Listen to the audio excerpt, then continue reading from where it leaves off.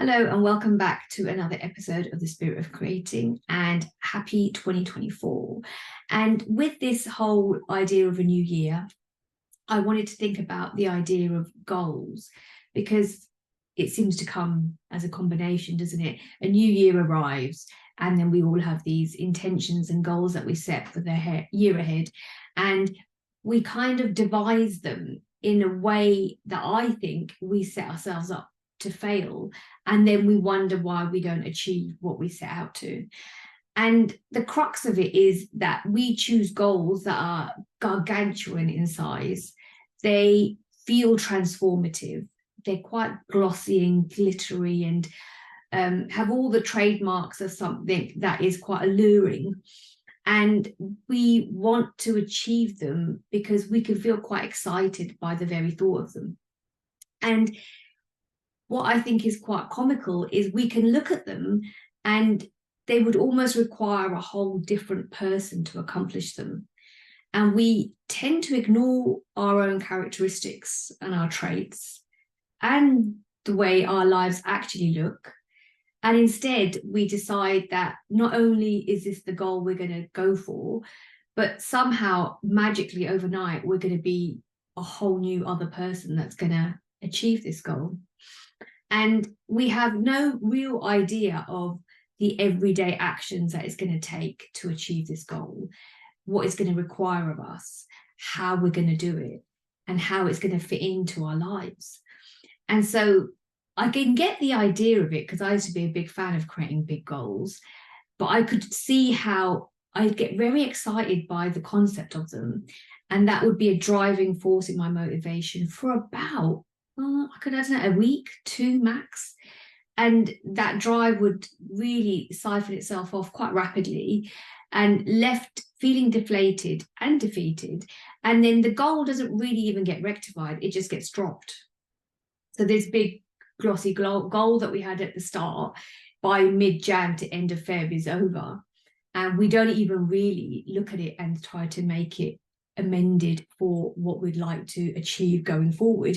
We just leave it alone and probably pick it up again in January 2025 maybe. We just leave it alone.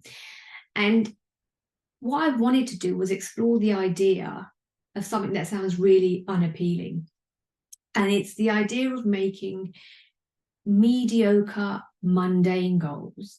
And there is no sex appeal in any of this. There's no marketing that could make this sound good. But this is, I believe, where the magic lies. It's in the goals that aren't so far reaching that we don't know how we're going to get there. And they are able to be woven into our daily lives because they don't require such exponential leaps. And in that consistency, in that mundanity, they actually get accomplished. And isn't that the point of a goal? We want to accomplish something. And I know this can sound like, well, here's what I really want, but I can't have that because that's too big.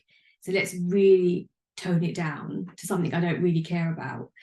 But what I'm pointing to is the big, massive goal you've got. I'm not saying leave that and never go near it, but I am saying take a few steps back to a point that is still a goal if you achieved it, but it's kind of middle of the road.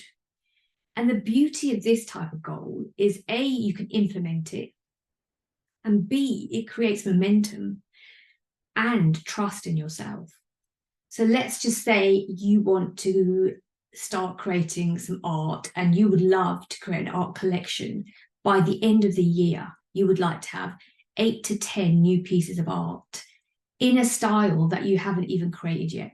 So it's a big gargantuan goal, and that's great. Keep that. And now let's break it down to something that sounds mediocre and mundane.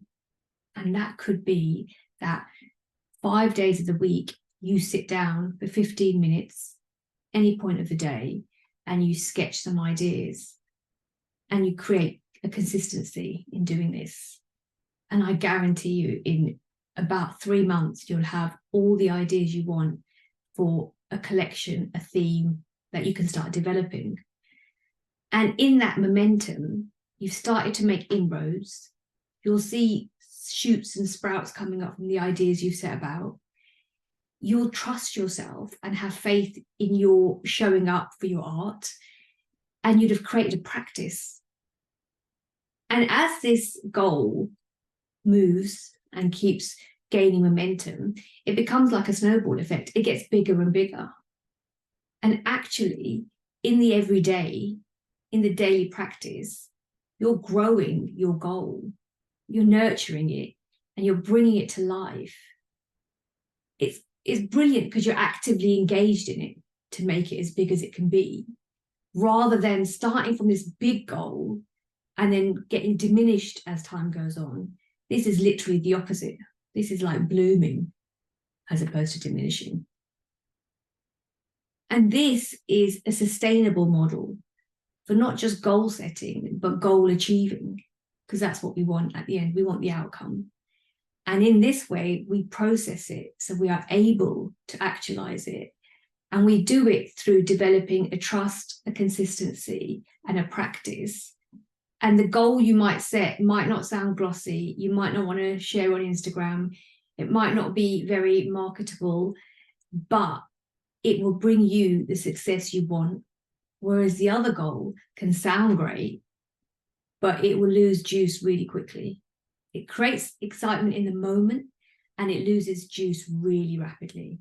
This might not create massive bouts of excitement in the moment, but it does offer a glimpse of possibility and potential. And I think we tend to look at things that look shiny and we want to claim them and expand on them and get excited by them and use that as our motivator. But we do have to take an honest look at what comes out of having that as a motivator. And that is easily coming to a point of deflation and then neglect of our goal totally. So this new year, I'm advocating the mediocre and the mundane goal, not so that we end up with a mediocre and mundane life, but so that we gain momentum and we practice taking action on a more daily basis.